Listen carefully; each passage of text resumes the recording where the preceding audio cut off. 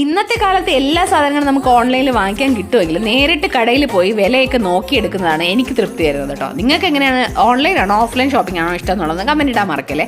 അപ്പോൾ നമ്മളിപ്പോൾ എത്തിപ്പെട്ട് നിൽക്കുന്നത് നമ്മുടെ വീക്കെൻഡിൽ ആസ്ഥാന ഷോപ്പിംഗ് കേന്ദ്രമായ മല്ലേശ്വരത്ത് തന്നെയാണ് കേട്ടോ. വെറും ഒരു പാത്രക്കടയാണെന്ന് കരുതിയിട്ടാണ് നമ്മളിതാ ഈ കാണുന്ന കിരൺ ഏജൻസീസ് എന്ന് പറയുന്ന കടയിലോട്ട് കയറിയത്. കയറി കഴിഞ്ഞപ്പോഴത്തേക്കും നമ്മുടെ ഒരു വീട്ടിലേക്ക് ആവശ്യമായിട്ടുള്ള എല്ലാ സാധനങ്ങളും ഒരു കടയാണ് കേട്ടോ. ഇത് പ്രൊമോഷൻ വീഡിയോ എന്നല്ലാന്ന് പ്രത്യേകിച്ച് ഓർക്കണം. നമ്മുടെ അടുക്കള സ്റ്റീൽ പാത്രങ്ങളായാലും അതുപോലെ തന്നെ പ്ലാസ്റ്റിക് ആയാലും ബെഡ്ഷീറ്റ്സ് ആയാലും കാർപ്പറ്റ്സ്, അങ്ങനെ ഒരുപാട് സാധനങ്ങളുടെ ഒരു വൻ ശേഖരമായിരുന്നു കേട്ടോ ഇവിടെ ഉണ്ടായിരുന്നത്.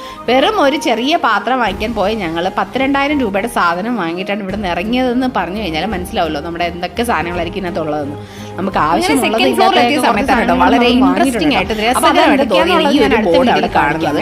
അതിനുശേഷം നോക്കിയപ്പോൾ അതാ നമ്മുടെ ഫാൻ അവിടെ കിടക്കുന്നത് കേട്ടോ. 60 രൂപയ്ക്കാണ് ഈ ഫാൻ വെച്ചേക്കുന്നത്. സാധാരണ എല്ലാ സ്ഥലത്തും ഈ പ്രൈസ് ഒക്കെ തന്നെയാണോന്നൊന്നും എനിക്കറിയില്ല. പിന്നെ ഇതാ കിഡ്സിന്റെ സെക്ഷൻ ഉണ്ടായിരുന്നു കേട്ടോ.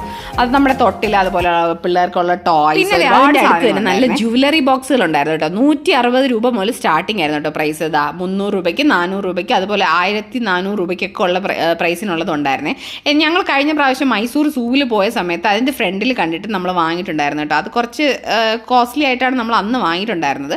അപ്പോൾ പൊടികളുടെ ഒരു സെക്ഷൻ ഉണ്ടായിരുന്നു കേട്ടോ. രസം പൊടി, അതുപോലെ തന്നെ കറി ലീഫ് ചട്നി പൊടി, അതുപോലെ കപ്പലണ്ടി ചട്നി പൊടി, അങ്ങനെ കുറച്ച് പൊടികളൊക്കെ വെച്ചിട്ടുണ്ടായിരുന്നു. അച്ചാറും കാര്യങ്ങളൊക്കെ ഉണ്ടായിരുന്നു. അതിൽ നിന്ന് ഞാൻ കപ്പലണ്ടിയുടെ ചട്നി പൗഡർ വാങ്ങിയിട്ടുണ്ട് കേട്ടോ. കഴിച്ച് നോക്കിയിട്ട് എന്താണ് റിവ്യൂ എന്നുള്ളത് ഞാൻ പറയാവേ.